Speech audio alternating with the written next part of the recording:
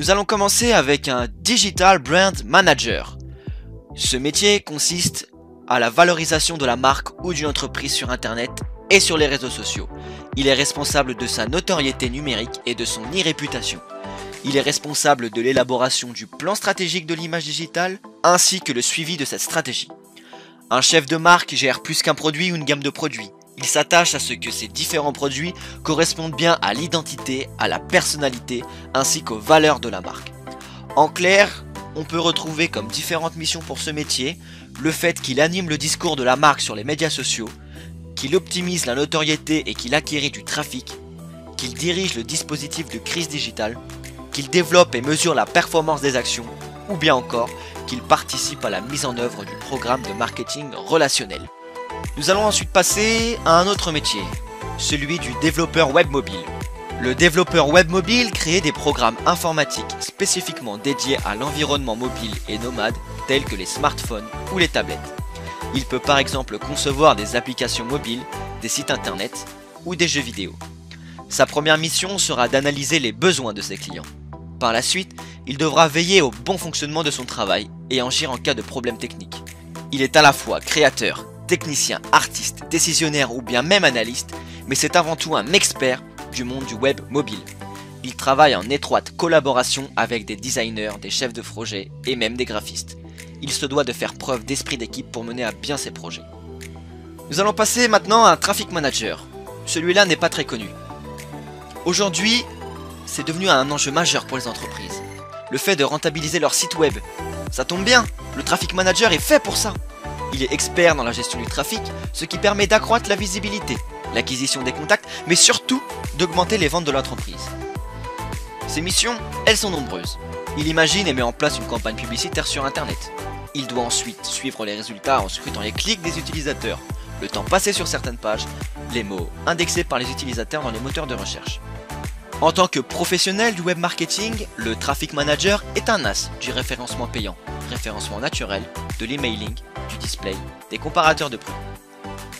Le Data Protection Officer est en charge de la sécurité des données de l'entreprise, peu importe son secteur d'activité. La quantité de ces données se multiplie constamment. C'est pourquoi le Data Protection Officer met en place des dispositifs informatiques de protection des données. A noter que le Data Protection Officer s'assure également de la conformité des données de l'entreprise, c'est-à-dire qu'il veille à l'utilisation légale des données recueillies par l'organisation pour laquelle il travaille. Ces missions sont très importantes, mais la principale consiste à s'ajuster aux nouvelles exigences réglementaires liées à l'évolution du digital, et notamment du RGPD, qui est le règlement général sur la protection des données. Il doit pouvoir garantir à son employeur ou à ses clients qu'ils sont bien en règle vis-à-vis de leurs données qu'ils recueillent et utilisent à des fins commerciales, et seulement cela. Le Data Protection Officer connaît donc parfaitement la réglementation générale, ainsi que toutes les approches, tous les concepts, les techniques et les méthodes liées à la protection de ces données. Si jamais Internet te passionne, alors tu es fait pour devenir un UX designer, car c'est celui qui est en charge de l'expérience utilisateur sur une plateforme web. Il a pour principale mission d'optimiser la plateforme en ligne d'une marque, en tenant compte essentiellement des besoins des utilisateurs. Il va déterminer quels sont les critères déterminants pour les utilisateurs et va ensuite proposer une amélioration de l'interface. Pour cela, il va mener des études auprès des utilisateurs pour identifier ce qui bloque et ce qu'il y a à améliorer sur la plateforme web. Grâce à cela, il travaille la visibilité, améliore la simplicité d'utilisation et facilite la confiance de l'utilisateur. Enfin, sa mission n'est remplie qu'une fois l'amélioration vérifiée. Après que la plateforme web ou l'application mobile ait été modifiée, son rôle consiste justement à en mesurer les résultats. Je pense que tu connais le Social Media Manager. Le Social Media Manager veille à l'e-réputation d'une marque, d'une entreprise sur Internet et sur les réseaux sociaux. Le poste de Social Media Manager se distingue de celui du Community Manager, d'une part par sa dimension stratégique. Le Social Media Manager n'est pas un simple exécutant de la stratégie de communication. En effet, c'est lui qui définit cette stratégie, avec la direction de l'entreprise en question bien sûr.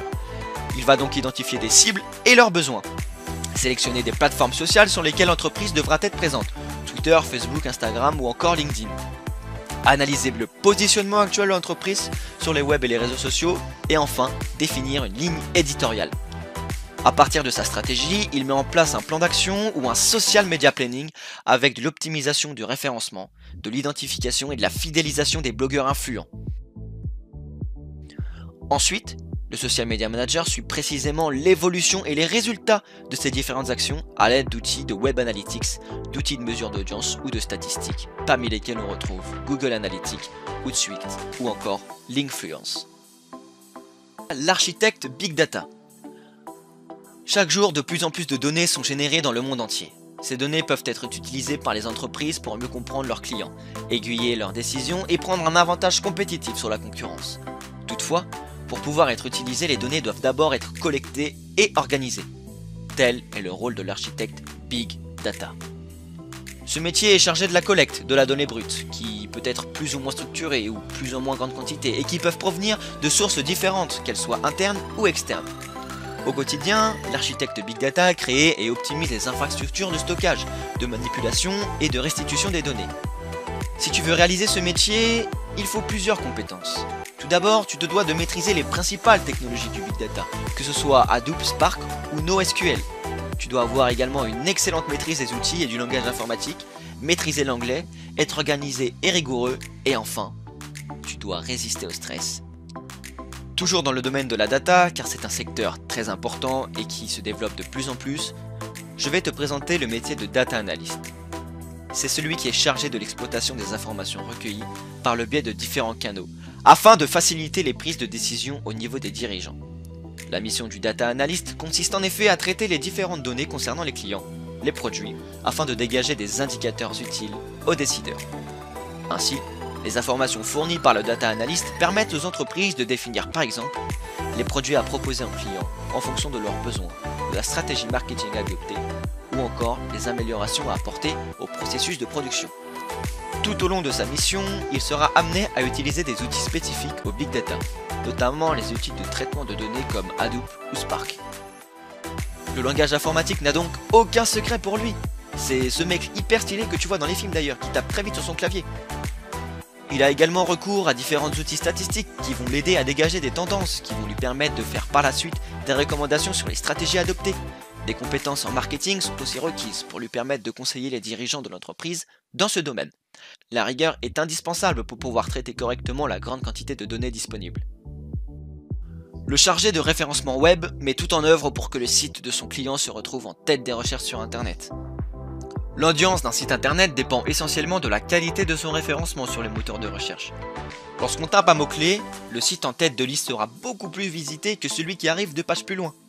Le chargé de référencement web fait en sorte qu'un site Internet apparaisse donc en tête des résultats des moteurs de recherche.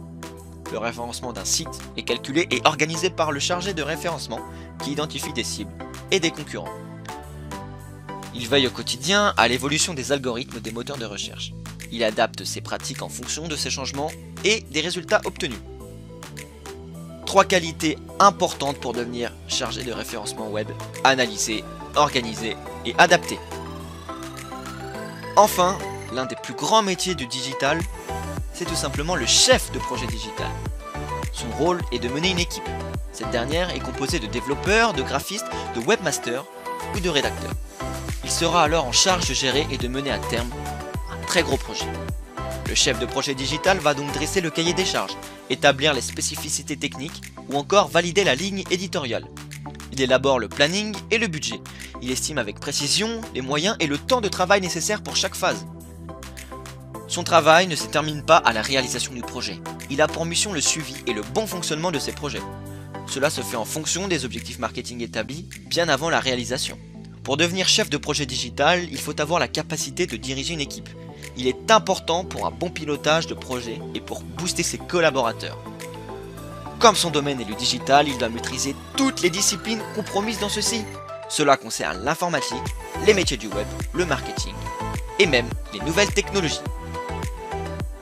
On espère que cela t'a plu et que cela t'a été utile. N'hésite pas à nous le faire savoir en mettant un petit j'aime sur la vidéo. C'était Common Num. On se dit à très bientôt pour une nouvelle vidéo. Ciao tout le monde.